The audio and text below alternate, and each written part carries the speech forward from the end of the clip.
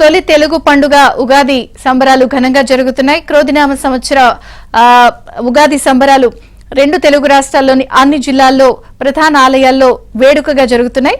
ఇక వైజాగ్ లో మా ప్రతినిధి రామకృష్ణ సిద్ధంగా ఉన్నారు. రామకృష్ణ,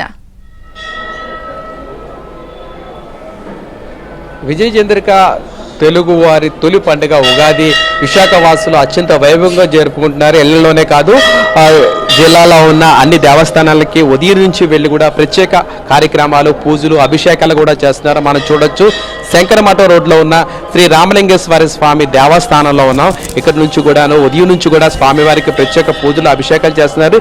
ఇదే అంశంపై మనతో మాట్లాడిన కొంతమంది మహిళలు కూడా ఉన్నారు. అమ్మ, మీకు ముందుగా ఉగాది శుభాకాంక్షలు. మీకు కూడా ఉగాది శుభాకాంక్షలు సార్. అందరికీ, ఇక్కడ ఉన్న వాళ్ళందరికీ శుభాకాంక్షలు. ఈశ్వరుడి మహిమ చాలా ఉంటుంది, మనం ఊహించినంత ఎత్తుకుంటుంది. అది మాత్రం నిజం, నాకు అనుభవపూర్వకంగా తెలిసింది. అదే మనతో మాట్లాడిన చాలా మంది ఉన్నారు. సార్, ఏంటి సార్ ఉగాది సెలబ్రేషన్ ఎలా జరుపుకుంటున్నారు?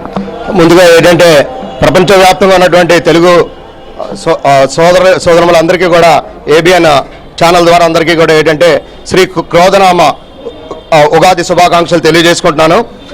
ఈరోజు శ్రీ రామలింగేశ్వర స్వామి వారి దేవస్థానంలో మనకి ఉగాది అనగానే మనకి గుర్తొచ్చేది ఏంటంటే ఉగాది పచ్చడి, పంచాంగ శ్రవణం.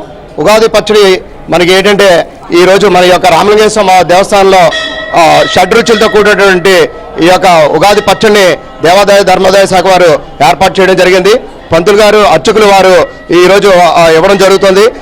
అదేవిధంగా వచ్చినటువంటి వేకోజావం నుంచి భక్తులందరూ కూడా ఇక్కడికి రావడం జరుగుతుంది. వాళ్ళందరికీ కూడా ఏంటంటే అర్చకులు వాళ్ళకి ఆశీర్వదించి తీర్థప్రసాదాలు ఇచ్చి ఈ యొక్క ఉగాది పచ్చడి కూడా వాళ్ళకి ఇవ్వడం జరుగుతుంది.